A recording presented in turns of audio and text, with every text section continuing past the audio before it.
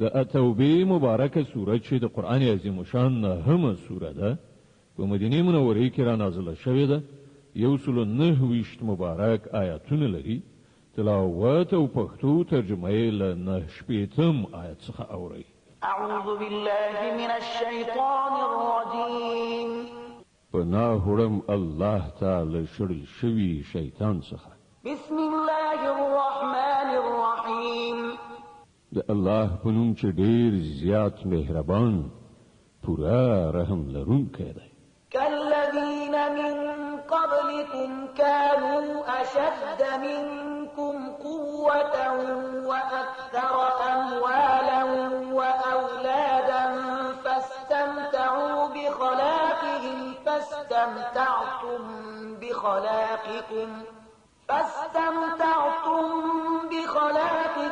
كما استمتع الذين من قبلكم بخلاقهم وخضتم كالذي خاضوا أولئك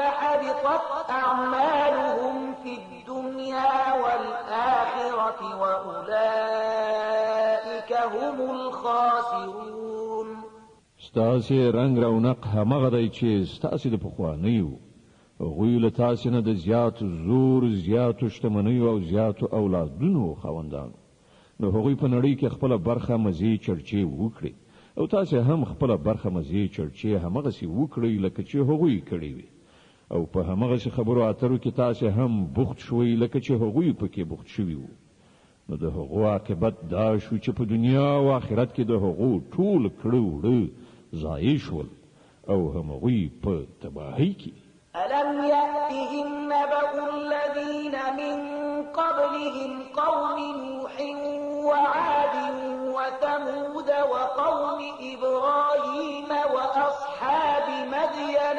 والمؤتفكات أتتهم رسلهم بالبينات فما كان الله ليظلمهم ولكن كانوا أنفسهم يظلمون آیا دې خلکو ته د خپل مخکنیو تاریخ نه دی رسیدلی د نوح د قوم د عادیانو د سمودیانو د ابراهیم د قوم د مدین د خلکو او د هغو کلیو چې نسکور کړای شول د هغو پیغمبرانو هغو ته لښکاره څرګندو نښانو سره راغله بیا دا د الله کار نو چې پر هغو باندې ظلم کړی وای خو هغوی په خپلو ځانونو ظلم کوونکي وو والمؤمنون والمؤمنات بعضهم أولياء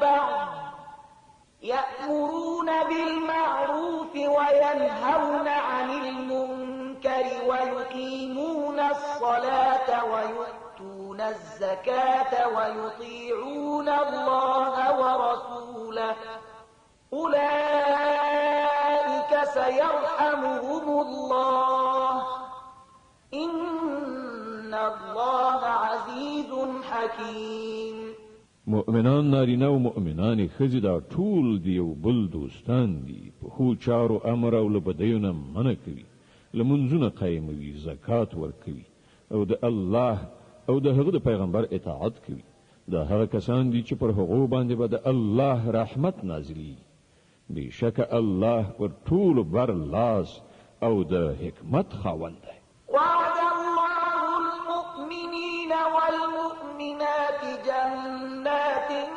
تجري من تحتها الأنهار خالدين فيها ومساكن طيبة في جنات عدن ورضوان من الله أكبر ذلك هو الفوز العظيم لدغه مؤمنانو نارینه او ښځو سره د الله وعده ده چې دوی ته به داسې باغونه ورکړي چې تر هغو لاندې به ویالې بهیږي او دوی به پکې د تل لپاره اوسیږي په هغو تل ښېرازه باغونو کې به د دوی لپاره سوتره استوګنځی وي او تر هر څه زیات دا چې د الله رضا به ور په برخه وي همدا ستر بری دی يا أيها النبي جاهد الكفار والمنافقين واغلظ عليهم ومأواهم جهنم وبئس المصير. ای پیغمبره، له کافرانو او منافقانو دواړو سره په پوره طاقت مقابله وکړه او له هغو سره ډیر سخت برخورد وکړه. په پای کې د هغو هستوګنځی دوزخ دی او هغه د اوسېدو ډیر ناکاره ځای دی. يحلفون بالله ما قالوا ولقد قالوا كلمة الكفر وكفروا بعد إسلامهم وهموا بما لم ينالوا وما نقموا إلا أن أغناهم الله ورسوله من فضله فإن يتوبوا يك خيرا لهم وإن يتولوا يعذبهم الله عذابا أليما في الدنيا والآخرة وما لهم في الأرض من ولي ولا نصير. دا خلق په خدای باندې قسمونه کوي، وایي چې موږ هغه خبره نه ده کړې، په داسې حال کې چې دوی ارومرو هغه د کفر خبره کړې ده. هغوی له اسلام راوړلو نه وروسته د کفر مرتکب شول او هغوی د هغه څه د کولو اراده وکړه چې وی نشو کړای. د هغو دا ټوله غوسه په دې خبره ده چې الله او د هغه پیغمبر په خپل لورین سره هغوی شتمن کړي دي.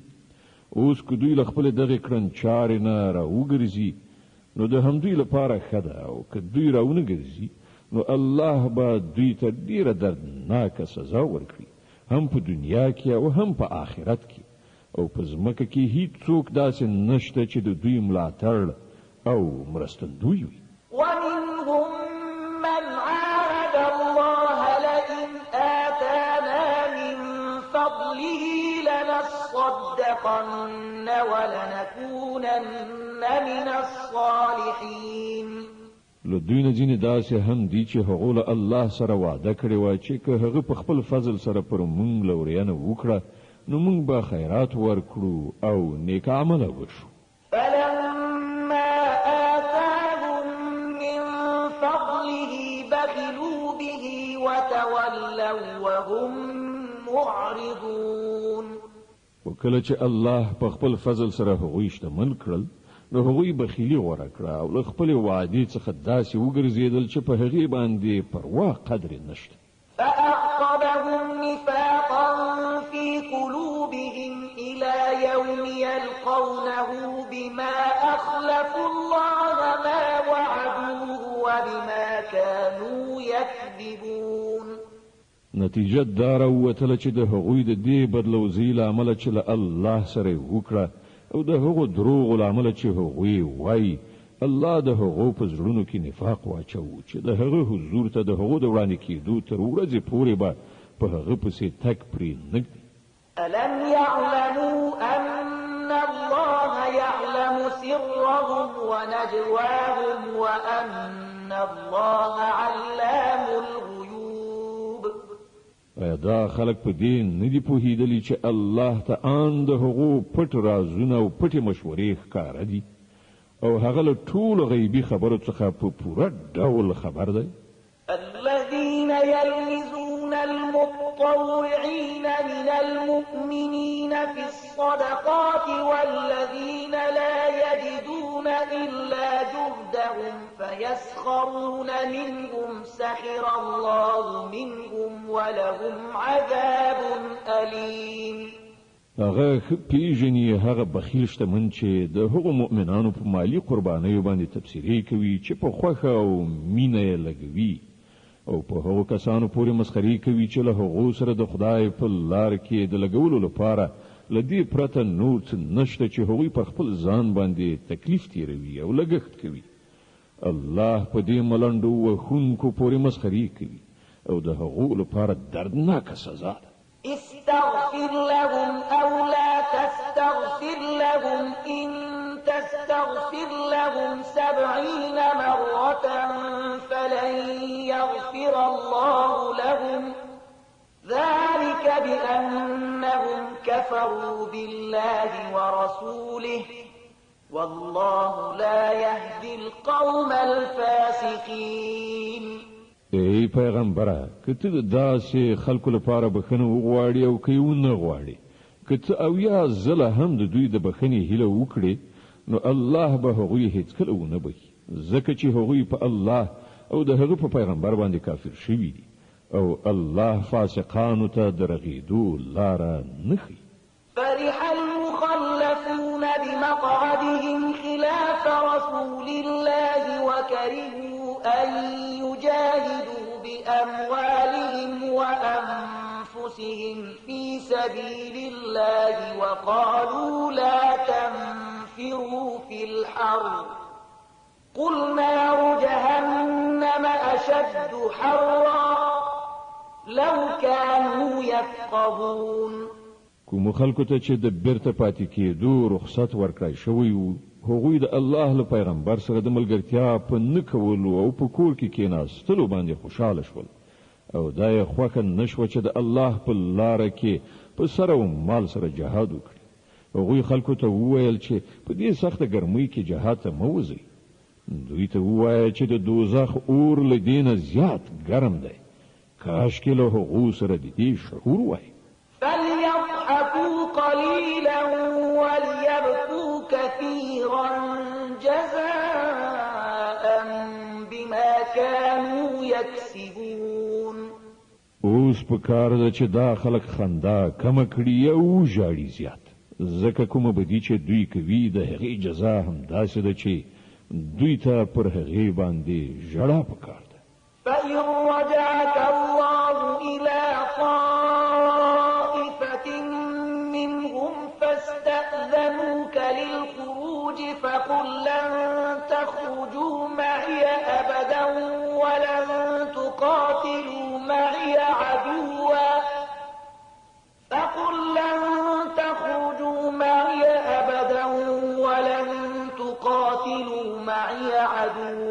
إنكم رضيتم بالقعود أول مرة فاقعدوا مع الخالفين.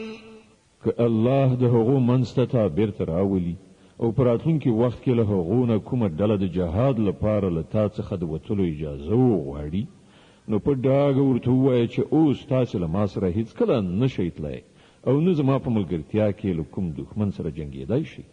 تاسې مخکې ناستی غوره کړی نو اوس په کور ناستو کسانو سره کښېنئ.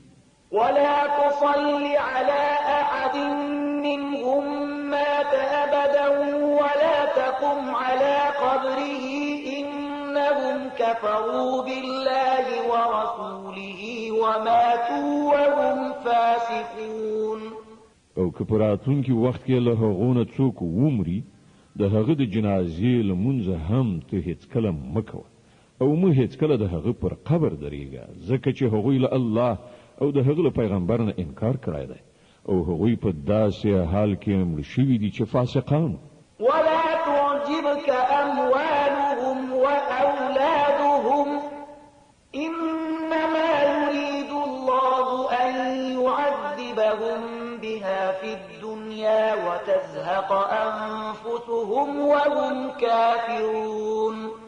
د هغو شتمني او د هغو د اولادونو زیاتوالی د تا ونه غولوي. الله خو اراده کړې ده چې د دې مال او اولاد په وسیله هغو ته په دې دنیا کې سزا ورکړي او د هغو ساګانې په داسې حال کې وباسي چې هغوی کافران وي.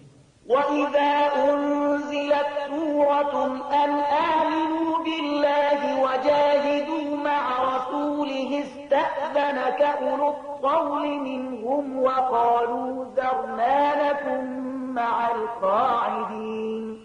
کله به چې کومه سوره په دې مضمون نازله شوه چې الله ومني او د هغه د پیغمبر په ملګرتیا کې جهاد وکړي نو تا ولیدل چې کوم خلک چې له هغو څخه د قدرت خاوندانو هغوی له تا څخه دا غوښتنه وکړه چې هغوی دې په جهاد کې له برخې اخیستلو نه معاف کړی شي او هغوی وویل چې موږ پرېږده چې له ناستو کسانو سره پاتې شو. رضوا بأن يكونوا مع الخوالف وطبع على قلوبهم فهم لا يفقهون. هغوی په کور ناستو کسانو کې شاملېدل غوره کړل او د هغو پر زړونو باندې مهر ووهل شو ځکه خو هغوی اوس په هیڅ نه پوهېږي. لكن الرسول والذين آمنوا معه جاهدوا بأموالهم وأنفسهم وأولئك لهم الخيرات وأولئك هم المفلحون. د دې برعکس پیغمبر او هغو کسانو چې له پیغمبر سره ایمان راوړی وو په خپل سر او مال سره جهاد وکړ اوس ټول ښېګڼې د همغو لپاره دي او همغوی بری مندونکي دي. أعد الله لهم جنات تجري من تحتها الأنهار خالدين فيها ذلك الفوز العظيم. الله د هغو لپاره داسې باغونه تیار کړي دي چې تر هغو لاندې ویالې بهیږي په هغو کې به د تل لپاره اوسیږي. دا د ډېر ستر بریالیتوب.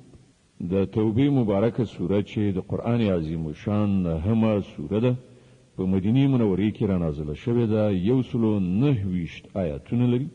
تلاوت او پښتو ترجمه یې له 90 آیت څخه اوري. وجاء المعذرون من الأعراب ليؤذن لهم وقعد الذين كذبوا الله ورسوله سيصيب الذين كفروا منهم عذاب أليم. لباندچی یعنی د باندو د اوسیدونکو عربونه هم ډیر خلک راغلل چې هغوی عذرونه وکړل ترڅو چې هغو ته هم د بیرته پاتې کېدو رخصت ورکړی شي. په دې توګه هغه خلک چې هغوی له الله او د هغه پیغمبر سره د ایمان دروغجنه وعده کړې و کېناستل.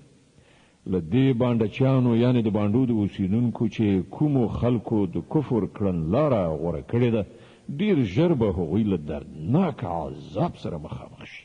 ليس على الضعفاء ولا على المرضى ولا على الذين لا يجدون ما ينفقون حرج إذا نصحوا لله ورسوله ما على المحسنين من سبيل والله غفور رحيم. په کمزورو او ناروغانو او هغو کسانو چې د جهاد لپاره مال او وسله نه لري کومه ګناه نشته که دوی له وتلو نه پاتې شول که چیرې دوی د الله او د هغه د رسول په خاطر نورو ته نصیحت وکړي په نیکانو د اعتراض کومه لاره نشته او الله بخونکی او مهربان دی. ولا على الذين إذا ما أتوك لتحملهم قلت لا أجد ما أحملكم عليه تولوا وأعينهم تفيض من الدمع حزنا ألا يجدوا ما ينفقون. په همدې ډول په هغو خلکو باندې هم د کوم اعتراض ځای نشته چې هغوی په خپل راغلي له تا څخه یې غوښتنه کړې وه چې زمونږ لپاره د سپرلۍ برابرې کړی شي او کله چې تا وویل چې زه ستاسې لپاره سپرلۍ نشم برابرولای نو هغوی مجبور شول بیرته لاړل او حال دا و چې د هغو له سترګو اوښکې بهېدلې او هغوی په دې خبره ډېر ځورېدل چې هغوی په خپل مصرف سره په جهاد کې د ګډون کولو وس چار نه لري. إنما السبيل على الذين يستأذنونك وهم أغنياء رضوا بأن يكونوا مع الخوالف وطبع الله على قلوبهم فهم لا يعلمون. البته د اعتراض مورد هغه کسان دي چې شتمن دي او بیا هم در څخه هیله کوي چې هغوی په جهاد کې له ګډون کولو څخه معاف کړی شي. هغوی په کور کې ناستو کسانو په جمله کې شاملېدل خوښ کړل او الله د هغو پر زړونو باندې مهر ولګاو ځکه خو هغوی اوس په دې هیڅ نه پوهیږي چې د الله په وړاندې د هغو د دې کړنچارې څه نتیجه راتلونکې ده. يعتذرون إليكم إذا رجعتم إليهم قل لا تعتذروا لن نؤمن لكم قد نبأنا الله من أخباركم وسيرى الله عملكم ورسوله ثم تردون إلى عالم الغيب والشهادة فينبئكم بما كنتم تعملون. کله چې تاسو پر استنیدو دوی ته را ورسیږئ نو دوی به راز معذرتونه وړاندې کړي خو ته په ډانګ پیلي ووایه چې پلمې مه کوئ، موږ به ستاسې په هیڅ یوه خبره اعتبار ونه کړو. الله ستاسې حالات موږ ته ښکاره کړي دي. اوس به الله او د هغه پیغمبر ستاسې کړنچاره وګوري، بیا به تاسې د هغه ذات لوري ته وروګرځول شئ چې په پټو او ښکاره هر څه باندې پوهېدونکی دی، او هغه به تاسې ته دروښیي چې تاسې څه کول. سيحلفون بالله لكم إذا انقلبتم إليهم لتعرضوا عنهم فأعرضوا عنهم إنهم رجس ومأواهم جهنم جزاء بما كانوا يكسبون. ستاسې د راستنېدو په وخت کې به ستاسې په وړاندې قسمونه وکړي تر څو چې تاسې ورڅخه صرف نظر وکړئ. نو په رښتیا تاسې له دوی نه صرف نظر وکړئ، ځکه چې دوی ناولي دي او د دوی اصلي ځای دوزخ دی چې د دوی د ګټې په بدله کې به ور په برخه شي. يحلفون لكم لترضوا عنهم فإن ترضوا عنهم فإن الله لا يرضى عن القوم الفاسقين. دوی به ستاسې په وړاندې قسمونه وکړي تر څو چې تاسې ورڅخه راضي شئ، په داسې حال کې چې که تاسې له دوی نه راضي هم شئ، خو الله به هیڅکله له داسې فاسقانو څخه راضي نشي. الأعراب أشد كفرا ونفاقا وأجدر ألا يعلموا حدود ما أنزل الله على رسوله والله عليم حكيم. دغه د باندې اوسیدونکي عرب په کفر او نفاق کې ډیر زیات کلک دي، او د هغوی په باب د دې خبرې امکانات زیات دي چې د هغه دین له حدودو نه بې خبره پاتې شي چې الله پر خپل پیغمبر باندې نازل کړی دی. الله په هر څه باندې پوهیږي، د حکمت خاوند دی. ومن الأعراب من يتخذ ما ينفق مغرما ويتربص بكم الدوائر عليهم دائرة السوء والله سميع عليم. په دې د باندې په اوسیدونکو کې داسې کسان شته چې د خدای په لار کې چې څه لګوي نو هغه پر خپل ځان باندې د زور قلن یعنی تاوان ګڼي، او ستاسې په باب د زمانی د څرخ انتظار باسي چې که تاسې په کوم غم اخته شي نو هغوی به له خپلې غاړې نه د دغه نظام د اطاعت غاړکۍ ایسته کړي چې تاسې د هغو په غاړه کې اچولې ده. په داسې حال کې چې د بدۍ څرخ په خپله پر همدوی مسلط دی، او الله د هر څه اوریدونکی او په هر څه پوهیدونکی دی. ومن الأعراب من يؤمن بالله واليوم الآخر ويتخذ ما ينفق قربات عند الله وصلوات الرسول ألا إنها قربة لهم سيدخلهم الله في رحمته إن الله غفور رحيم. او له همدې باندې چانو یعنی د باندې د اوسیدونکو نه ځینې خلک داسې هم شته چې په الله او د آخرت په ورځ ایمان لري، او څه چې لګوي هغه الله ته د نږدې کېدو او له پیغمبر نه د رحمت د دعاګانو اخیستلو وسیله ګرځوي. هو هغه ارومرو د هغو لپاره د نږدې والي وسیله ده، او الله به ارومرو هغوی په خپل رحمت کې داخل کړي. په باوري ډول الله تیریدونکی او رحم کوونکی دی.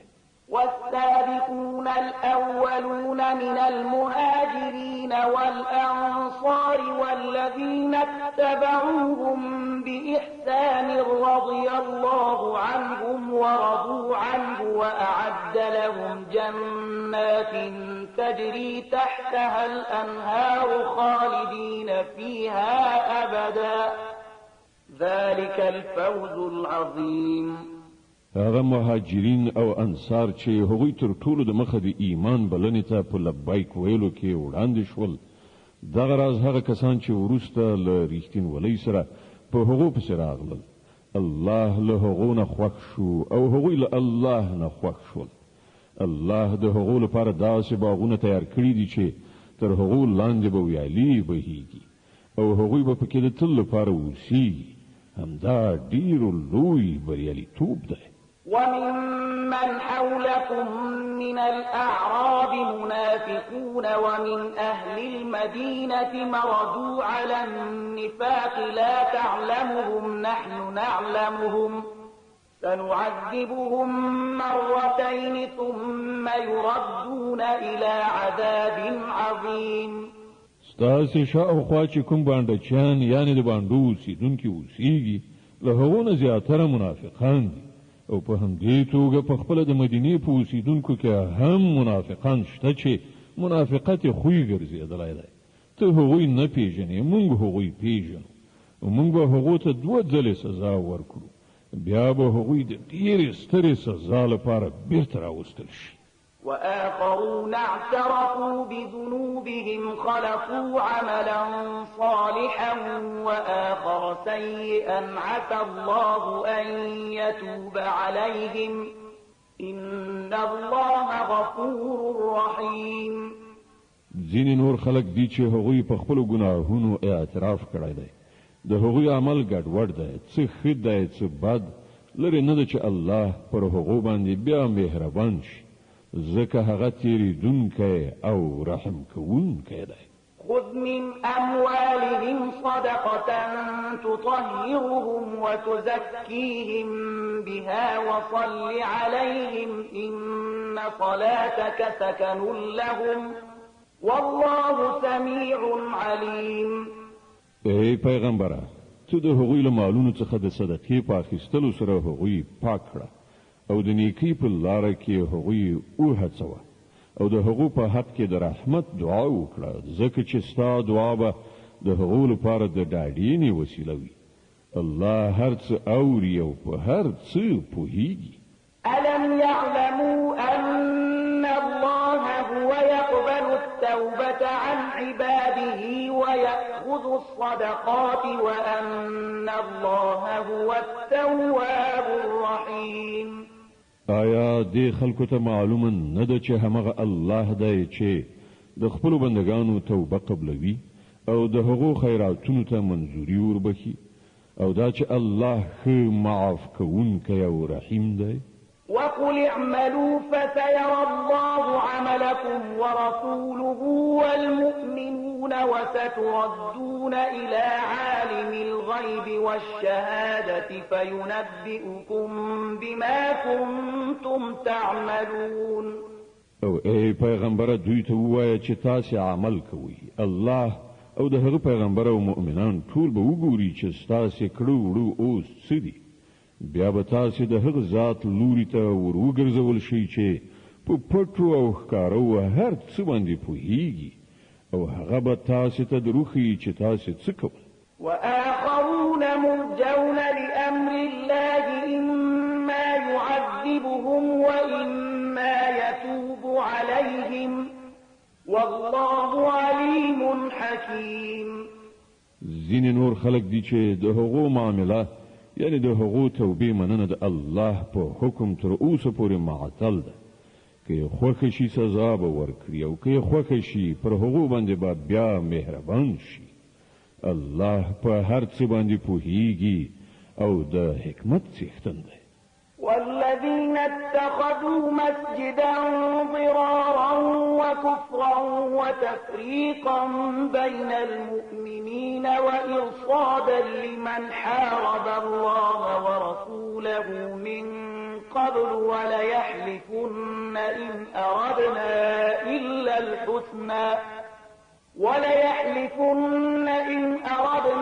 إلا الحسنى والله يشهد إنهم لكاذبون. ځینې نور خلک دي چې هغوی په دې غرض یو مسجد ودان کړي چې د حق بلنې ته تاوان ورسوي او د خدای د بندګۍ کولو په ځای کفر غوره کړي او په مؤمنانو کې تفریقه واچوي او دا په ظاهر عبادت ځای د هغه چا لپاره څارو ځای جوړ کړي چې د دین مخکې د خدای او د هغه د پیغمبر پر خلاف په جګړه لاس پورې کړی دی. هغوی به ارومرو په قسم خوړلو سره ووایي چې مونږ خو له نیکۍ پرته د کوم بل شي اراده نه درلوده، خو الله شاهد دی چې هغوی بیخي دروغجن دي. لا تقم فيه أبدا لمسجد أسس على التقوى من أول يوم أحق أن تقوم فيه رجال يحبون أن يتطهروا والله يحب المطهرين. ته هیڅ کله په دغه ودانۍ کې مدرېږه. کوم مسجد چې له لومړۍ ورځې نه د تقوا پر بنسټ ودان شوی وو همغه د دې ښه وړ دی چې ته په هغه کې د عبادت لپاره ودرېږې. په هغه کې داسې خلک دي چې سپېڅلتیا خوښوي او د الله همدغه سپېڅلتیا غوره کوونکي خوښ دي. أفمن أسس بنيانه على تقوى من الله ورضوان خير أم من أسس بنيانه على شفا جرف هار فانهار به في نار جهنم والله لا يهدي القوم الظالمين. نو ستاسې څه ګمان دی چې غوره انسان هغه دی چې هغه د خپلې ودانۍ بنسټ د خدای په ویره او د هغه د رضا په غوښتنه ایښی وي یا هغه چې خپله ودانۍ د یو کمر په کاواکه لغم خوړلې غاړه باندې درولي وي او له هغه سره نیغ په نیغه د دوزخ په اور کې وغورځي.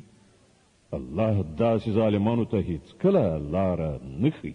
لا يزال بنيانهم الذي بنوا ريبة في قلوبهم إلا أن تقطع قلوبهم والله عليم حكيم. دا ودانۍ چې هغوی جوړه کړې ده تل به د هغو په زړونو کې د بې باورۍ سبب وګرځي چې د هغې د ویستلو اوس کومه لاره چاره نشته پرته له دې نه چې د هغو زړونه ټوټه ټوټه شي. الله ډیر ښه خبر او د حکمت خاوند دی. د التوبې مبارکه سوره چې د قرآن عظیم شان نهمه سوره ده په مدینه منورې کې را نازله شوې ده. 129 مبارک آیاتونه لري. تلاوت او پښتو ترجمه یې له 111 آیت څخه اورئ. إن الله اشترى من المؤمنين أنفسهم وأموالهم بأن لهم الجنة يقاتلون في سبيل الله فيقتلون ويقتلون وعدا عليه حقا في التوراة والإنجيل والقرآن ومن أوفى بعهده من الله فاستبشروا ببيعكم الذي بايعتم به وذلك هو الفوز العظيم. حقیقت دا دی چې الله له مؤمنانو څخه د هغوی نفسونه او د هغوی مالونه د جنت په بدله کې اخیستي دي. هغوی د الله په لار کې جنګیږي نو وژني او وژل کیږي. له هغو سره د جنت وعده د الله په ذمه باندې یوه کلکه پخه وعده ده په تورات او په انجیل او قرآن کې. او څوک دی چې له الله نه زیات د خپلې وعدې پوره کوونکی وي نو خوښ اوسئ په خپلې دغې سودا چې تاسې له خدای سره کړې ده. همدا تر ټولو ستر بریالیتوب دی. التائبون العابدون الحامدون السائحون الراكعون الساجدون الآمرون بالمعروف والناهون عن المنكر والحافظون لحدود الله وبشر المؤمنين. د الله لوري ته بیا بیا رجوع کوونکی، د هغه بندگی په ځای راوړونکی، د هغه ثنا ستاینه ویونکی، د هغه په خاطر په ځمکه کې ګرځېدونکي را ګرځېدونکي، د هغه په وړاندې رکوع او سجده کوونکی، په نیکۍ حکم کوونکی، له بدۍ نه منع کوونکی، د الله د حدودو ساتونکی. هغه مؤمنان هم دغه شان وي چې له الله سره د راکړې ورکړې دا معامله سرته رسوي. او ای پیغمبره دغه مؤمنانو ته زیری ورکړه. ما كان للنبي والذين آمنوا أن يستغفروا للمشركين ولو كانوا أولي قربى من بعد ما فلما تبين لهم أنهم أصحاب الجحيم. له پیغمبر او هغو کسانو سره چې ایمان راوړی دا نه ښایي چې د مشرکانو لپاره د بخښنې دعاوې وکړي اگر که هغه د دوی خپلوان هم وي کله چې دوی ته دا خبره روښانه شوې ده چې هغوی د دوزخ وړ دي. وما كان استغفار إبراهيم لأبيه إلا عن موعدة وعدها إياه فلما تبين له أنه عدو لله تبرأ منه إن إبراهيم لأواه حليم. ابراهیم چې د خپل پلار لپاره د بخښنې کومه دعا کړې وه هغه خو د هغې وعدې له مخې و چې هغه له خپل پلار سره کړې وه خو کله چې هغه ته دا خبره روښانه شوه چې د هغه پلار د خدای دښمن دی نو له هغه څخه بیزاره شو. حق دا دی چې ابراهیم ډیر زړه سوان دی له خدای ویریدونکی او د زغم خاوند. وما كان الله ليضل قوما بعد إذ هداهم حتى يبين لهم ما يتقون إن الله بكل شيء عليم. د الله دا کړن لار نه ده چې خلق له هدایت ورکولو نه وروسته بیرته په گمراهۍ کې اخته کړي تر څو پورې چې هغوی ته په ډاګه څرګنده ونښيي چې هغوی باید کومو شیانو څخه ځان وژغوري. په حقیقت کې الله د هر شي علم لري. إن الله له ملك السماوات والأرض يحيي ويميت وما لكم من دون الله من ولي ولا نصير. او دا هم واقعیت دی چې د آسمانونو او ځمکې سلطنت د همغه الله په لاس کې دی. مرګ او ژوند د همغه په واک کې دی او ستاسې هیڅ داسې ملاتړ او مرستندوی نشته چې تاسې له هغه نه وژغورلی شي.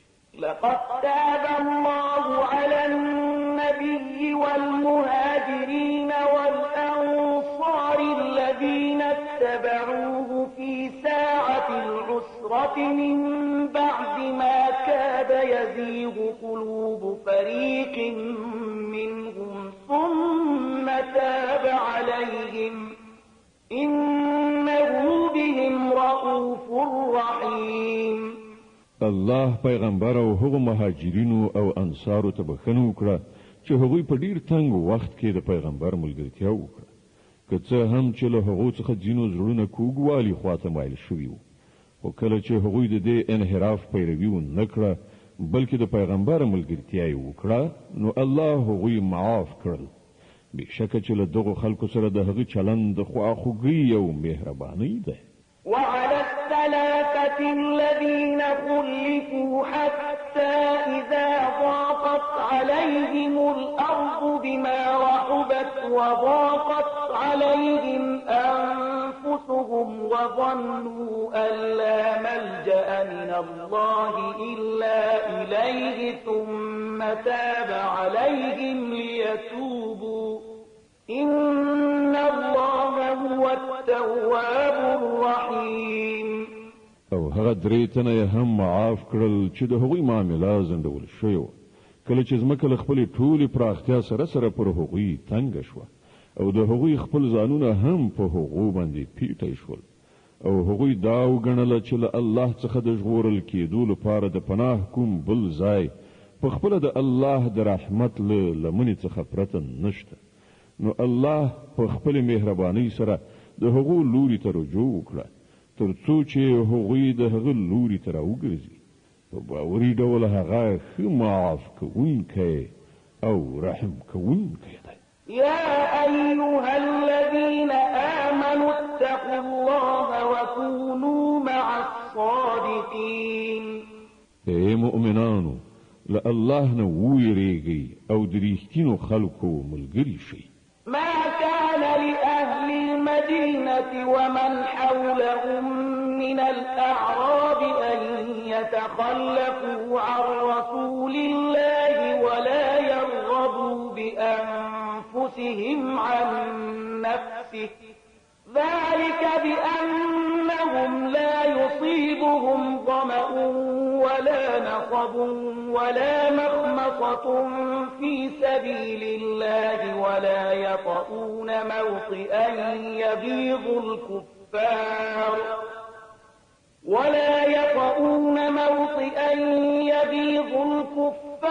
ولا ينالون من عدو نيلا إلا كتب لهم به عمل صالح إن الله لا يضيع أجر المحسنين.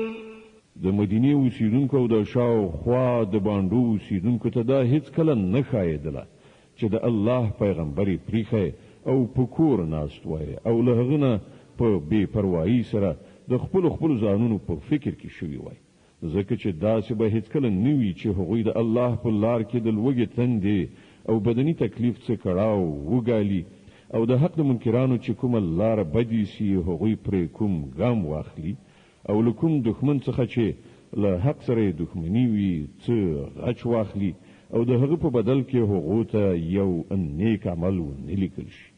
دا باوري ده چې د الله په وړاندې د نیکانو د خدمت حق نه ضایع کیږي. ولا ينفقون نفقة صغيرة ولا كبيرة ولا يقطعون واديا إلا كتب لهم ليجزيهم الله أحسن ما كانوا يعملون.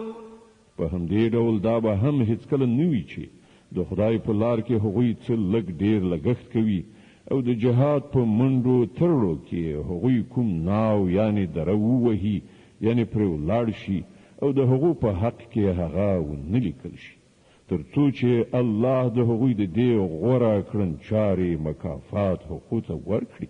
وما كان المؤمنون لينفروا كافة فلولا نفر من كل فرقة منهم طائفة ليتفقهوا في الدين ولينذروا قومهم إذا رجعوا إليهم لعلهم يحذرون. او دا څه ضروري نه و چې مؤمنان ټول له مخې وتلي وای، خو داسې ولې ونه شو چې د هغوی د نفوسو له هرې برخې نه یو څه کسان وتلي وای او د دینی پوهې له تحصیل نه وروسته بیرته راستانه شوي او د خپلې سیمې اوسیدونکي خبردار کړي وای تر څو هغوی له غیر اسلامي چارچلن نه ډډه کړې وای.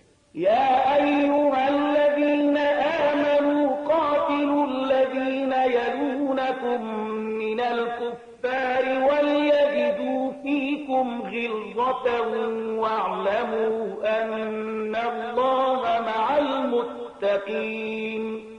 ای مؤمنانو د حق له هغو منکرانو سره وجنګیږئ چې تاسو ته نږدې دي او باید هغوی په تاسو کې سختي ومومي او وپوهیږئ چې الله د پرهیزګارانو ملګری دی. وإذا ما أنزلت سورة فمنهم من يقول أيكم زادته هذه إيمانا فأما الذين آمنوا فزادتهم إيمانا وهم يستبشرون. کله چې کومه سوره نازله شي نو له منافقانو څخه ځینې د ملنډو په توګه له خپلو ملګرو څخه پوښتنه کوي چې له تاسو نه د چا ایمان په دې صورت سره زیات شو؟ د دې ځواب دا دی کومو کسانو چې ایمان راوړی دی د هغو په ایمان کې خو په واقع کې د هرې نازلېدونکې سورې زیاتوالی راوستی دی او هغوی پرې خوشحاله دي. وأما الذين في قلوبهم مرض فزادتهم رجسا إلى رجسهم وماتوا وهم كافرون. البته د کوم خلکو په زړونو کې چې د منافقت ناروغي لګېدلې وه د هغو په پخوانۍ پلیدۍ باندې هرې نوې سورې یوه بله پلیدي زیاته کړه او هغوی د مرګ تر شیبو پورې په همدې کفر کې اخته پاتې شو. أولا يرون أنهم يفتنون في كل عام مرة أو مرتين ثم لا يتوبون ولا هم يتذكرون وإذا ما أنزلت سورة نظر بعضهم إلى بعض هل يراكم من أحد ثم انصرفوا صرف الله قلوبهم بأنهم قوم لا يفقهون آیا دوی نګوري چې هر کال یو دوه ځلې په ازمویښت کې اچول کیږي خو په دې سره سم هم نه توبه باسي او نه کوم درس اخلي کله چې کومه سوره نازلیږي نو دوی په سترګو کې یو له بل سره غږیږي چې چېرته څوک یعنی مسلمانان خو تاسې نه ویني بیا غلي ووځي تښتي الله د دوی زړونه اړولي دي ځکه چې دوی ناپوه خلک دي لقد جاءكم رسول من أنفسكم عزيز عليه ما عنتم حريص عليكم بالمؤمنين رؤوف رحيم وګورئ تاسې ته یو پیغمبر راغلی دی چې په خپله له همدا تاسې څخه دی په زیان کې ستاسې لوېدل پر هغه باندې ګران تمامېږي هغه ستاسې د رغېدنې حرصناک دی د مؤمنانو لپاره هغه خواخوږی او زړهسواندی دی فإن تولوا فقل حسبي الله لا إله إلا هو عليه توكلت لرونکی دی ألف لام را تلك آيات الكتاب الحكيم الف لام را دا د هغه کتاب آیاتونه دي چې له حکمت نه ډک دی أكان للناس عجبا أن أوحينا إلى رجل منهم أن أنذر الناس وبشر الذين آمنوا أن لهم قدم صدق عند ربهم قال الكافرون إن هذا لساحر مبين آیا د خلکو لپاره د حیرانتیا ځای و کله چې موږ له دوی څخه یو سړي ته وحی وکړه چې کافران وویروه او هغو کسانو ته چې ایمان راوړی زیری ورکړه چې دوی ته د دوی د پروردګار په نزد داسې نیک اجر دی چې مخکې له مخکې ورکړی شوی کافران وویل چې بېشکه دا سړی ښکاره کوډګر دی إن ربكم الله الذي خلق السماوات والأرض في 6 أيام ثم استوى على العرش يدبر الأمر ما من شفيع إلا من بعد إذنه ذلكم الله ربكم فاعبدوه أفلا تذكرون حقیقت دا دی چې ستاسې رب هماغه خدای دی چې آسمانونه او ځمکه یې په شپږو ورځو کې پیدا کړل بیا د خپل حکومت پر تخت باندې ځلانده شو او د کائناتو انتظام چلوي هیڅوک شفاعت یعنی سپارښت کوونکی نشته مګر دا چې د هغه له اجازې وروسته شفاعت وکړي همدا الله ستاسې رب دی نو تاسې د همغه عبادت وکړئ آیا نو تاسې به په اوښ کې را نشئ یعنې پند نه اخلئ إليه مرجعكم جميعا وعد الله حقا إنه يبدأ الخلق ثم يعيده ليجزي الذين آمنوا وعملوا الصالحات بالقسط والذين كفروا لهم شراب من حميم وعذاب أليم بما كانوا يكفرون د همغه لوري ته ستاسې ټول ورګرځېدل دي دا د الله پخه وعده ده بېشکه پیدایښت همغه پیل کوي بیا به یې همغه دوهم ځل پیدا کړي تر څو کوم خلکو چې ایمان راوړی دی او ښه عملونه یې سرته رسولي دي هغو ته په پوره انصاف سره مکافات ورکړي او کوم کسانو چې د کفر مسلک غوره کړی دی هغوی به د حق د هغه انکار په مجازات کې چې کاوه خوټېدلې اوبه وڅښي او دردناکه سزا به وګالي هو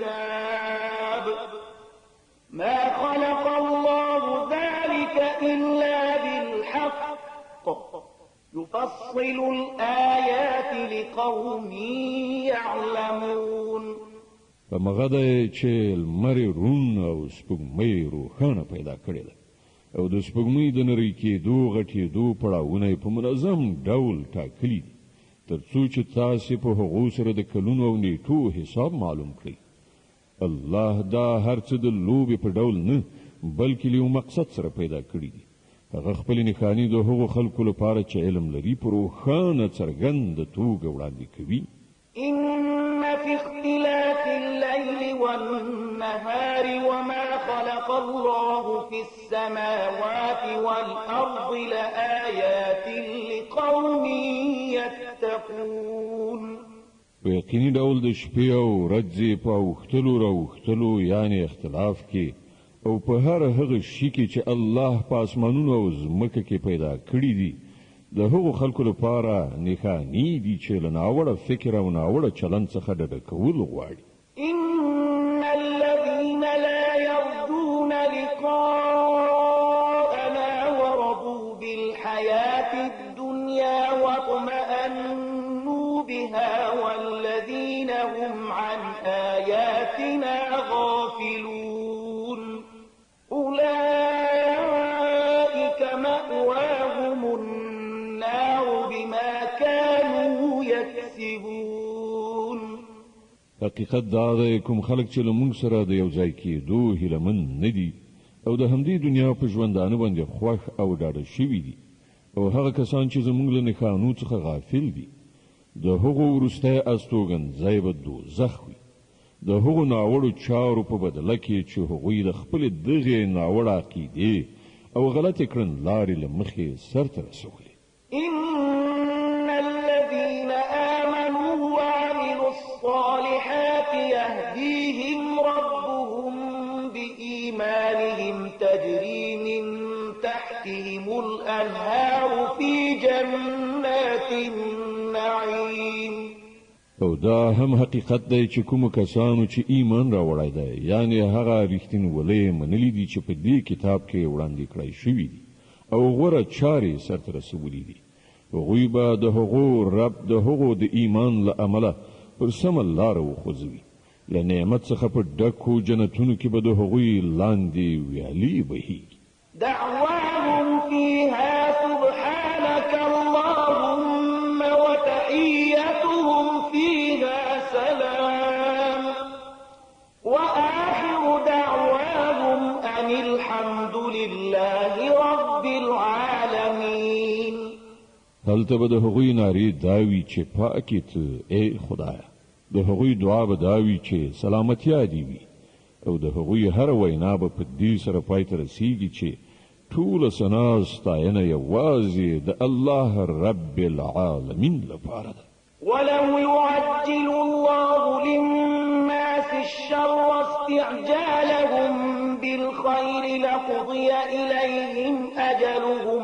فنذر الذين لا يرجون لقاءنا في طغيانهم يعمهون که چیرته الله له خلکو سره په ناوړه چاره کې هم دومره تلوار کولای لکه څنګه چې د دنیوي ښېګڼې په غوښتنه کې چټکې کوي نو د هغو د کړو وړو فرصت به یو وخت پای ته رسول شوی خو زمونږ دا عادت نه دی ځکه خو مونږ هغو خلکو ته چې له مونږ سره د یو ځای کېدو هیله نه لري په سرغړونه کې د هغو د لالهانده کېدو لپاره ورته فرصت ورکوو وإذا مس الإنسان الضر دعانا لجنبه أو قاعدا أو قائما فلما كشفنا عنه ضره مر كأن لم يدعنا إلى ضر مسه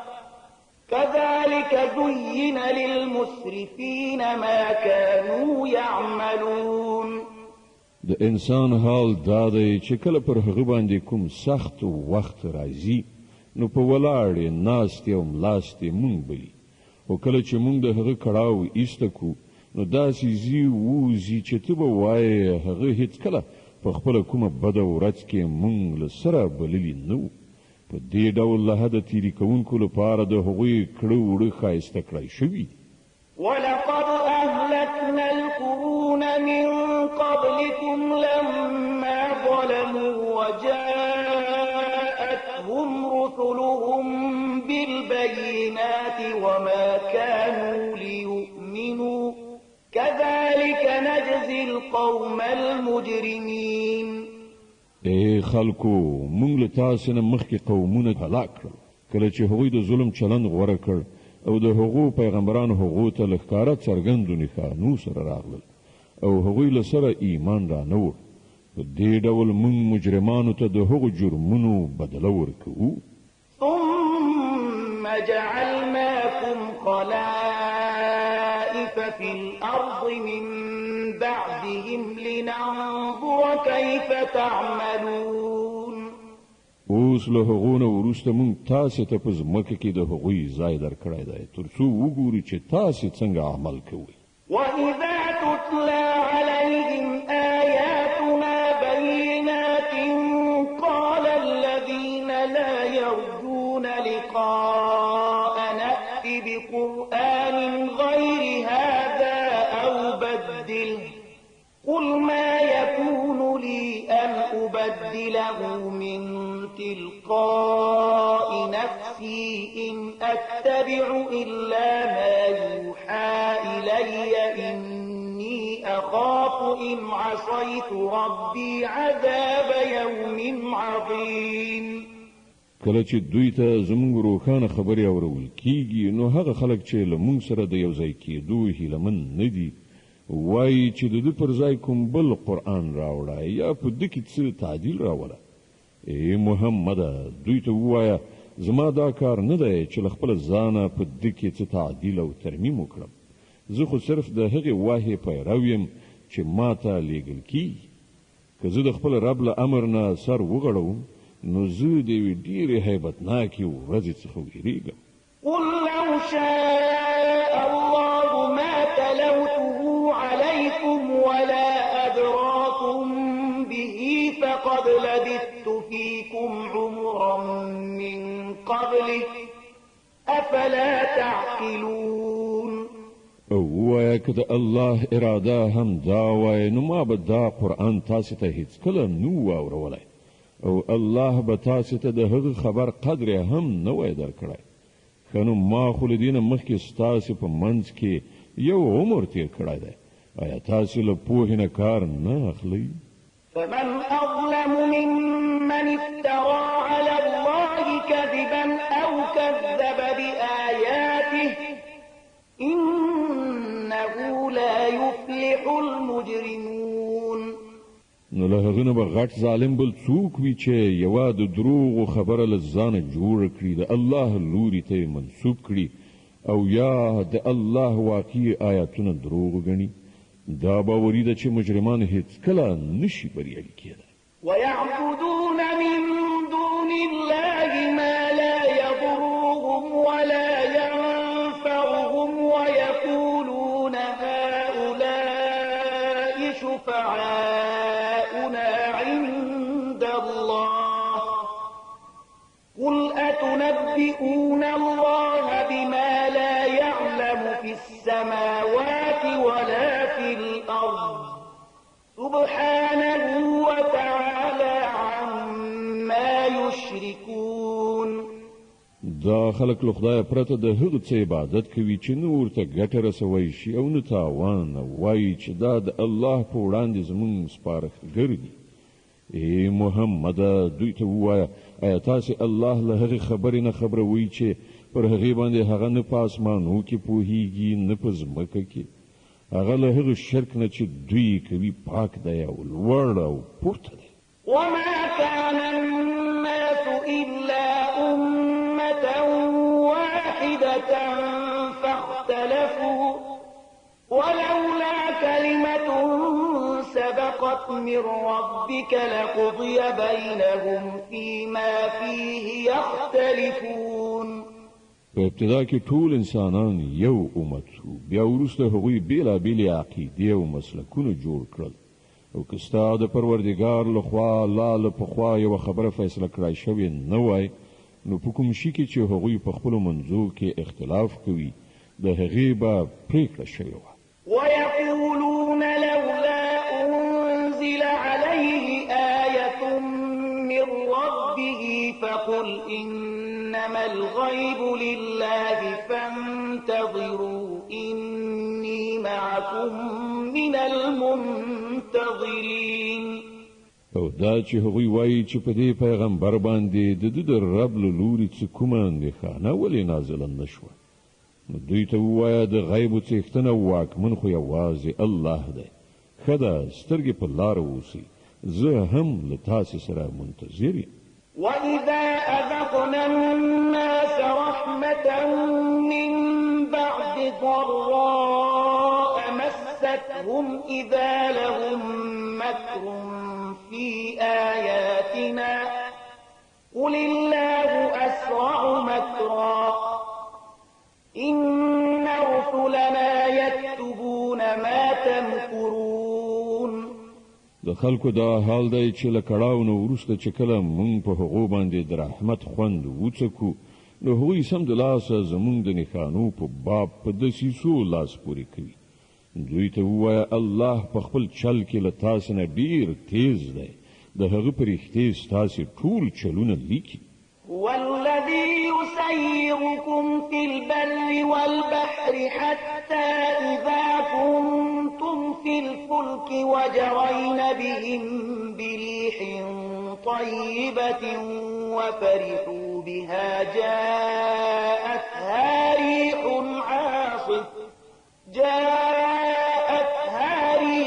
عاصف وجاءهم الموج من كل مكان وظنوا أنهم أحيط بهم دعوا الله مخلصين له الدين لئن أنجيتنا من هذه لنكونن من الشاكرين. هماغه الله دی چې تاسې په وچه او لمده کې ګرځوي لکه چې کله تاسې په کښتیو کې په سپرېدو په موافق باد سره خوشحاله سوکاله سفر کوئ او بیا په ناڅاپي ډول مخالف توند باد راوالوځي او له هرې خوا نه څپې څپانده کېږي او مسافران انګیري چې په طوفان کې راګیر شول. په هغه وخت کې ټول خپل دین یوازې د الله لپاره خالصوي او داسې دعاګانې غواړي چې که تا مونږ ته له دې بلا څخه نجات راکړ نو مونږ به شکر ویستونکي بندګان شو. فلما أنجاهم إذا هم يبغون في الأرض بغير الحق يا أيها الناس إنما بغيكم على أنفسكم متاع الحياة الدنيا ثم إلينا مرجعكم فننبئكم بما كنتم تعملون. خو هغه چې کله هغوی وژغوري نو بیا هم هغه خلک له حق څخه په انحراف کولو په ځمکه کې په سرکشۍ لاس پورې کوي. خلکو ستاسې دا سرکشي برعکس همدا ستاسې په زیان تمامه شوې ده. د دنیا څو ورځني خوندونه دي واخلئ بیا زمونږ لوري ته ستاسې راګرځېدل دي. په هغه وخت کې به مونږ در وښیو چې تاسې څه کول. إنما مثل الحياة الدنيا كماء أنزلناه من السماء فاختلط به نبات الأرض مما يأكل الناس والأنعام حتى إذا أخذت الأرض زخرفها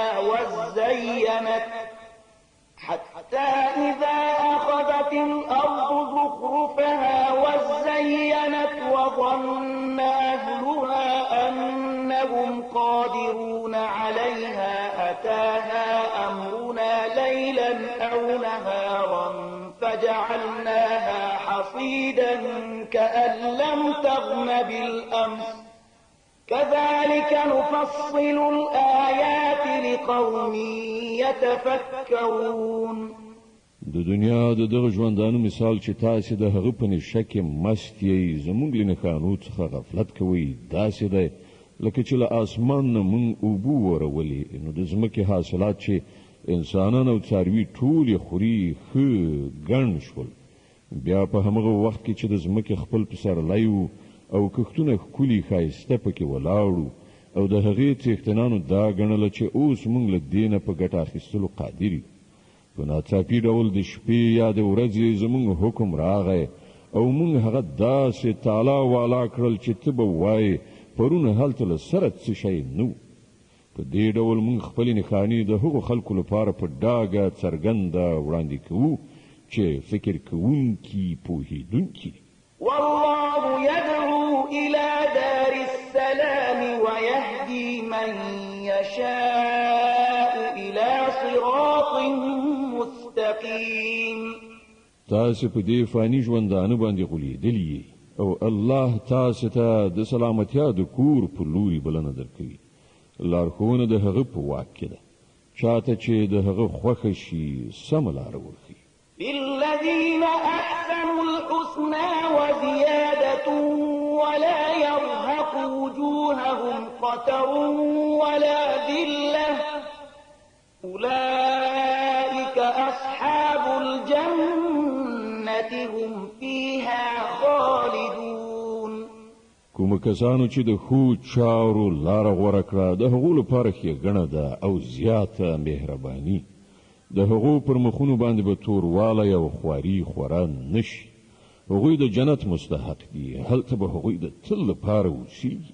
والذين كسبوا السيئات جزاء سيئة بمثلها وترهقهم ذلة ما لهم من الله من عاصم كأنما أغشيت وجوههم قطعا من الليل مظلما أولئك أصحاب النار هم فيها خالدون. او کوم خلکو چې د بدیو ګټه کړې ده د هغو چې څنګه بدی ده همغسې بدله به ومومي. خواري به ورباندې مسلط وي. هیڅوک بل الله نه د هغو ژغورونکی نه وي. د هغو پر مخونو باندې به داسې ترږمۍ خوره شوي وي لکه چې د شپې تورې پردې ورباندې غوړېدلې وي. هغوی د دوزخ وړ دي. هلته به هغوی د تل لپاره اوسیږي.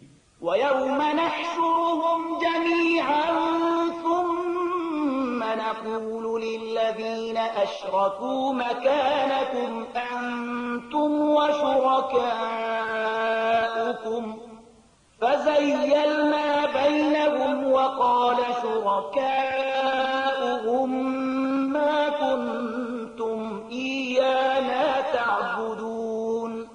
په کومه ورځ چې موږ دوی ټول په یو ځای په خپله محکمه کې راپاڅوو بیا هغو خلکو ته چې شرک یې کړی دی وایو چې په خپل ځای ایسار شي. هم تاسې او هم ستاسې جوړ کړي شریکان. بیا به موږ د دوی له منځه د بیګانه توب پرده ایسته کړو او د دوی شریکان به ووایي چې تاسې خو زموږ عبادت نه کوو. فكفى بالله شهيدا بيننا وبينكم إن كنا عن عبادتكم لغافلين.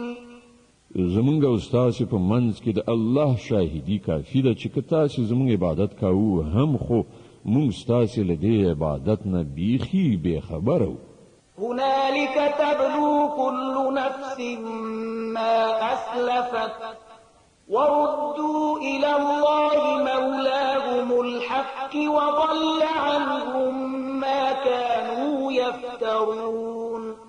په هغه وخت کې به هر څوک د خپلو کړو وړو خوند وڅکي. ټول به د خپل حقیقي څښتن خواته وروګرځول شي او هغه ټول دروغ چې دوی جوړ کړي وو ورک به شي.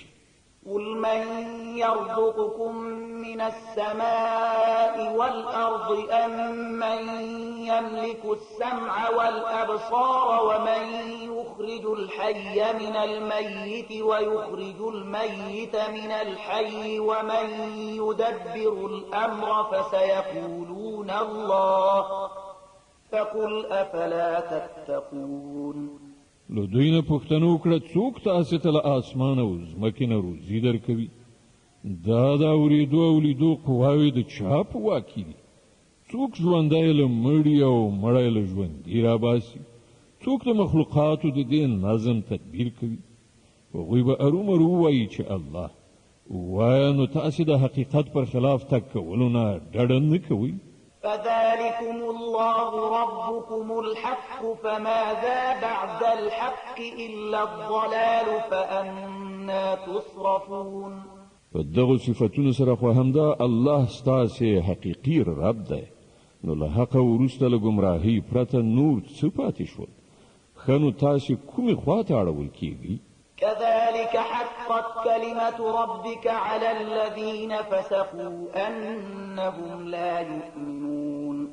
ای پیغمبره وګوره، په دغسې نافرمانۍ غوره کوونکو باندې ستا د رب خبره رښتینې شوه چې هغوی به منونکي نه شي.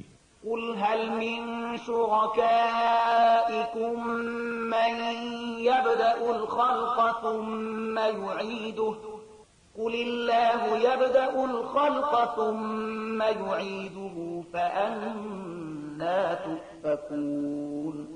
له دوی نه پوښتنه وکړه، ستاسې په انګېرل شوو شریکانو کې څوک شته چې لومړی پیدا کول یې هم کړي وي او دوهم ځل پیدا کول هم وکړي؟ ووایه هغه یوازې الله دی چې لومړی پیدا کول هم کوي او دوهم ځل هم.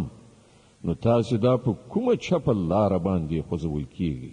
قل هل من شركائكم من يهدي إلى الحق قل الله يهدي للحق أفمن يهدي إلى الحق أحق أن يتبع أم من لا يهدي إلا أن يهدى فما لكم كيف تحكمون.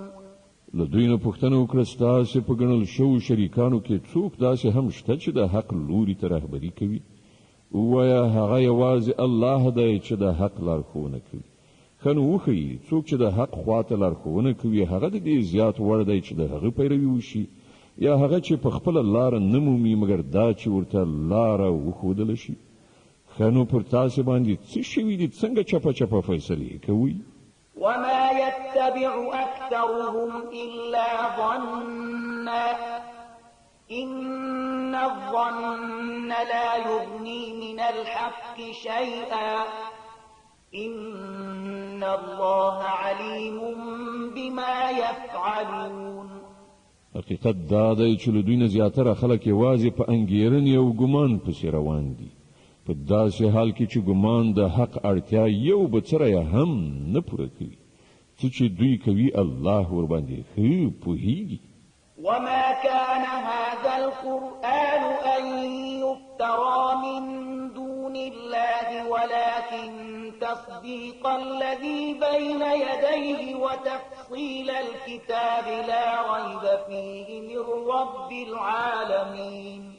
او دا قرآن هغه شی نه دی چې د الله له وحی او ښوونې څخه پرته تصنیف کړی شي، یعنی له الله پرته نورو ته نسبت ورکړی شي، بلکې دا خو د هغه څه چې پخوا راغلي وو تصدیق او د الکتاب تفصیل دی. په دې کې هیڅ شک نشته چې دا د کائناتو د حکم چلوونکي له لوري څخه دی. أم يقولون افتراه قل فأتوا بسورة مثله وادعوا من استطعتم من دون الله إن كنتم صادقين.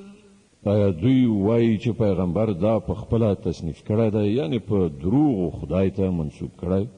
ووایه که تاسې په خپل دغه تور لګولو کې رښتیني یاست نو د ده په څېر یوه سوره تصنیف کړې راوړئ او له یو خدایه پرته چې نور هر څوک راغوښتلی شي د مرستې لپاره یې راوواړئ. بل كذبوا بما لم يحيطوا بعلمه ولما يأتهم تأويله كذلك كذب الذين من قبلهم فانظر كيف كان عاقبة الظالمين. اصلي خبره دا ده چې کوم شی چې د دوی د علم په احاطه کې نه دی راغلی او د کوم شي راتلونکی چې د دوی تر نظر لاندې نه دی راغلی، دوی هغه ارومرو په اټکلي ډول دروغ وګاڼه. په همدې ډول خو له دوی نه مخکې خلکو هم د دروغو نسبتونه کړي دي. نو وګوره د هغو ظالمانو څه عاقبت شو. ومنهم من يؤمن به ومنهم من لا يؤمن به وربك أعلم بالمفسدين. له دوی نه به ځینې خلک په دې کتاب ایمان راوړي او ځینې به یې ران نه وړي او ستا رب هغه مفسدان ښه پیژني. وإن كذبوك فقل لي عملي ولكم عملكم أنتم بريئون مما أعمل وأنا بريء مما تعملون. که دوی تا دروغجن ګڼي نو ووایه چې زما عمل زما لپاره او ستاسې عمل ستاسې لپاره دی. څه چې زه کوم د هغه له مسؤلیت نه تاسې خلاص یې او څه چې تاسې کوئ د هغه له مسؤلیت نه زه خلاص یم. ومنهم من يستمعون إليك أفأنت تسمع الصم ولو كانوا لا يعقلون. په دوی کې ډېر داسې خلک دي چې ستا خبرې اوري خو آیا ته به کاڼه واوروې که هغوی په هیڅ باندې هم ونه پوهېږي. ومنهم من ينظر إليك أفأنت تهدي العمي ولو كانوا لا يبصرون. له دوی څخه زیاتره کسان دي چې تا ته ګوري خو آیا ته ړندو ته لاره ښیې که هغوی هیڅ نه ویني. إن الله لا يظلم الناس شيئا ولكن الناس أنفسهم يظلمون. حقیقت دا دی چې الله پر خلکو ظلم نه کوي، خلک په خپله پر خپل ځان ظلم کوي. د یونس مبارکه سوره چې د قرآن عظیم الشان لسمه سوره ده په مکې معظمې کې را نازله شوې ده، 109 آیاتونه لري. تلاوت او پښتو ترجمه یې له 45 آیت څخه اورئ. ويوم يحشرهم كأن لم يلبثوا إلا ساعة من النهار يتعارفون بينهم قد خسر الذين كذبوا بلقاء الله وما كانوا مهتدين. او په کومه ورځ چې الله دوی را پاڅوي نو همغه د دنیا ژوند به دوی ته داسې ښکاره شي چې ته به وایې دوی صرف پوره 1 ساعت په خپلو منځو کې د پیژنګلوۍ دپاره ځنډېدلي وو. په هغه وخت کې به په پلټنه ثابته کړی شي چې په واقع کې هغه کسان سخت له زیان سره مخامخ شول چې له الله سره یو ځای کېدلې دروغ وګڼل او هیڅکله هغوی پر سمه لاره نه وو. وإما نرينك بعض الذي نعدهم أو نتوفينك فإلينا مرجعهم ثم الله شهيد على ما يفعلون. او کوم ناوړه سرنوشت څخه چې مونږ هغوی ویرو د هغه یوه برخه به مونږ ستا په ژوند کې دروخي یا به له هغه نه مخکې تا واخلو. په هر حال د دوی راتګ زمونږ خواته دی او دوی چې څه کوي الله ورباندې شاهد ده. ولكل أمة رسول فإذا جاء رسولهم قضي بينهم بالقسط وهم لا يظلمون. د هر امت لپاره یو پیغمبر دی نو کله چې کوم امت ته د هغه پیغمبر راځي نو د هغه فیصله په پوره عدالت سره کیږي او پر هغه باندې به یو بڅری ظلم هم نکي. ويقولون متى هذا الوعد إن كنتم صادقين. وای که ستاسې دا اختار رښتیا دی نو دا به کله ترسره کیږي. قل لا أملك لنفسي ضرا ولا نفعا إلا ما شاء الله لكل أمة أجل إذا جاء أجلهم فلا يستأخرون ساعة ولا يستقدمون. وایا زما په واک کې د خپل ځان ګټه او زیان هم نشته. هر څه د الله په خوښې پورې اړه لري. د هر امت لپاره د مهلت یوه موده ده. کله چې دا موده پوره کیږي نو پوره 1 ساعت مخکې والی او وروسته والی به هم نه وي. قل أرأيتم أفرأيتم إن أتاكم عذابه بياتا أو نهارا ماذا يستعجل منه المجرمون. دوی ته وایه تاسې کله په دې غور کړی دی چې که د الله عذاب په ناڅاپي ډول د شپې یا د ورځې راشي نو تاسې څه کولی شئ؟ ښه نو دا کوم داسې شی دی چې د هغه لپاره مجرمان تلوار کوي؟ أثم إذا ما وقع آمنتم به الآن وقد كنتم به تستعجلون. آیا کله چې هغه عذاب پر تاسې را پریوزي په همغه وخت کې به یې ومنئ؟ اوس ځان ژغورل غواړئ په داسې حال کې چې تاسې په خپله د هغه د چټک راتلو غوښتنه کوله. ثم قيل للذين ظلموا ذوقوا عذاب الخلد هل تجزون إلا بما كنتم تكسبون. بیا به ظالمانو ته وویل شي چې اوس د ابدي عذاب خوند وڅکئ څه چې تاسې ګټئ د هغه له مجازات نه پرته بله څه بدله تاسې ته درکول کېدی شي. ويستنبئونك أحق هو قل إي وربي إنه لحق وما أنتم بمعجزين. بیا پوښتنه کوي آیا په واقعي ډول دا رښتیا دي چې ته یې وایې؟ ووایه زما پر رب باندې قسم دا بیخي رښتیا دي او تاسې دومره زور نه لرئ چې د هغه د منځته راتګ مخه ونیسئ. ولو أن لكل نفس ظلمت ما في الأرض لافتدت به وأسروا الندامة لما رأوا العذاب وقضي بينهم بالقسط وهم لا يظلمون. او له هر هغه چا سره چې ظلم یې کړی دی د ځمکې د مخ شتمني هم وي نو له هغه عذاب نه د ژغورل کېدو لپاره به په جریمه کې د هغې ورکولو ته حاضر شي. کله چې دا خلک هغه عذاب وګوري نو په زړه زړه کې به پښیمانه شي خو د هغو په منځ کې به په پوره عدالت سره پریکړه وشي.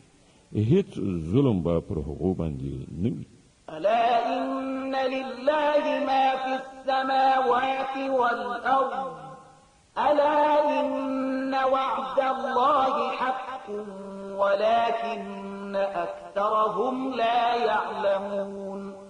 واوري په اسمانونو او ځمکه کې چې هر څه دي د الله دي. واوري د الله وعده رښتیا ده خو زیاتره انسانان نه پوهیږي.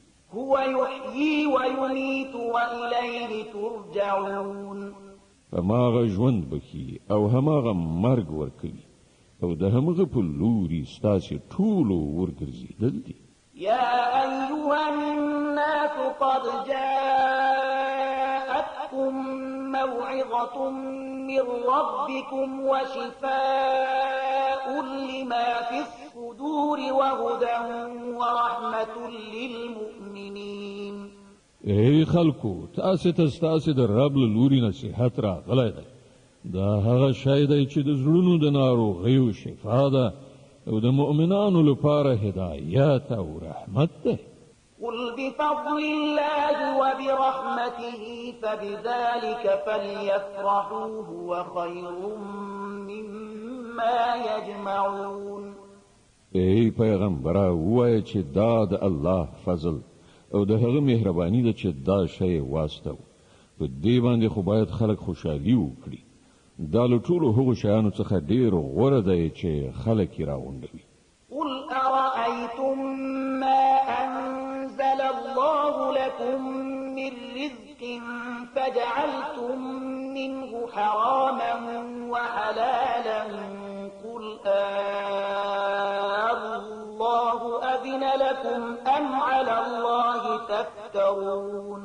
ای پیغمبره دوی ته ووایه تاسې کله په دې کې فکر کړی دی چې کومه روزي چې الله تاسې ته راکوزه کړې وه له هغې تاسې په خپله ځینې حرام او ځینې حلال وګرځول. له دوی نه پوښتنه وکړه الله تاسې ته د دې اجازه درکړې وه او که تاسې پر الله باندې دروغ تړئ. وما ظن الذين يفترون على الله الكذب يوم القيامة إن الله لذو فضل على الناس ولكن أكثرهم لا يشكرون کوم کسان چې پر الله باندې دا دروغ تړي د هغو څه ګمان دی چې د آخرت په ورځ به له هغو سره څه معامله وشي الله خو پر خلکو باندې د مهربانۍ نظر لري خو زیاتره انسانان داسې دي چې شکر نه باسي د یونس مبارکه سوره چې د قرآن عظیم الشان لسمه سوره ده په مکې معظمې کې را نازله شوې ده 109 مبارک آیاتونه لري تلاوت او پښتو ترجمه یې له 1 آیت څخه اورئ وما تكون في شأن وما تتلو منه من قرآن ولا تعملون من عمل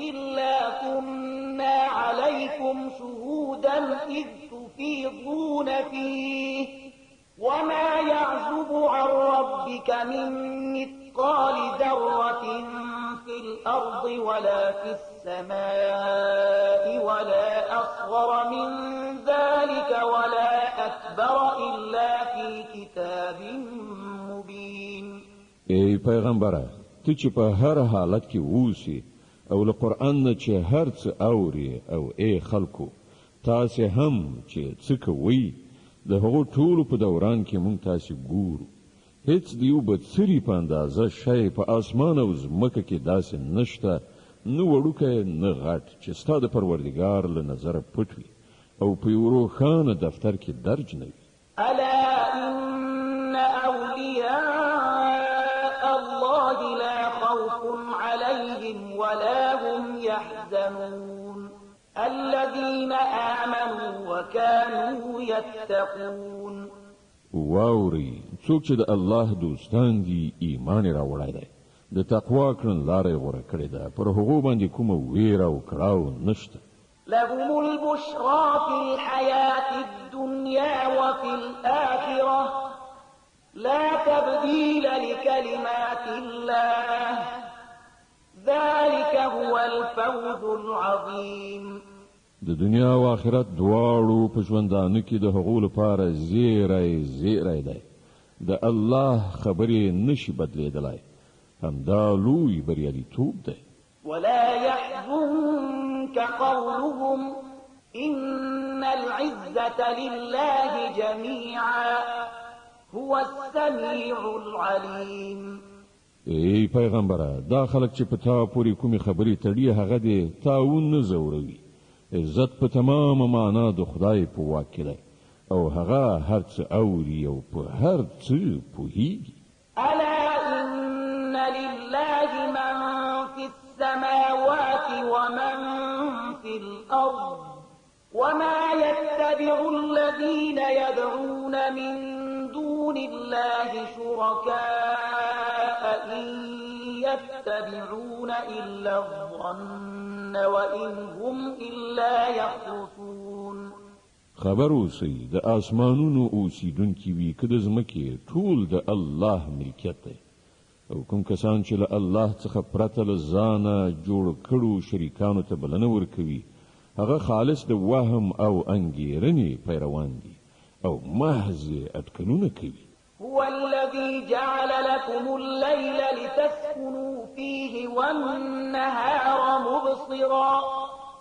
إن في ذلك لآيات لقوم يسمعون دماغ الله دی چې ستاسو لپاره شپه پیدا کړې ده چې په هغې کې آرام وکړئ او ورځ یې روښانه ګرځولې ده په دې کې د هغو خلکو لپاره نښانې دي چې په خلاصو غوږونو د پیغمبر صلی الله علیه وسلم بلنه اوري قالوا اتخذ الله ولدا سبحانه هو الغني له ما في السماوات وما في الأرض إن عندكم من سلطان بهذا أتقولون على الله ما لا تعلمون خلکو وویل چې الله څوک زوی نیولی دی سبحان الله هغه خو بې نیازه دی په اسمانونو او ځمکه کې چې څه دي ټول د هغه ملکیت دی له تاسې سره د دې وینا لپاره دلیل څه دی آیا تاسې د الله په باب هغه خبرې کوئ چې ستاسې په علم کې نشته قل إن الذين يفترون على الله الكذب لا يفلحون. ای محمد ووایه چې کوم خلک چې په الله باندې د دروغ افتراء کوي هغوی هیڅ کله بریالیتوب نشي موندلی. متاع في الدنيا ثم إلينا مرجعهم ثم نذيقهم العذاب الشديد بما كانوا يكفرون.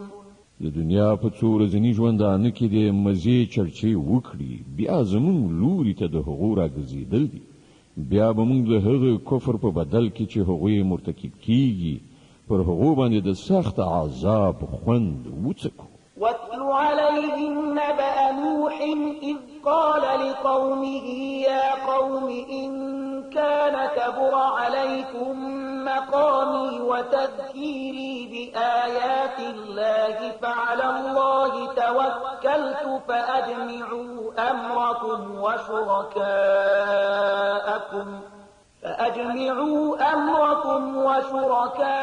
وشركاءكم ثم لا يكن أمركم عليكم غمة ثم اقضوا إلي ولا تنظرون.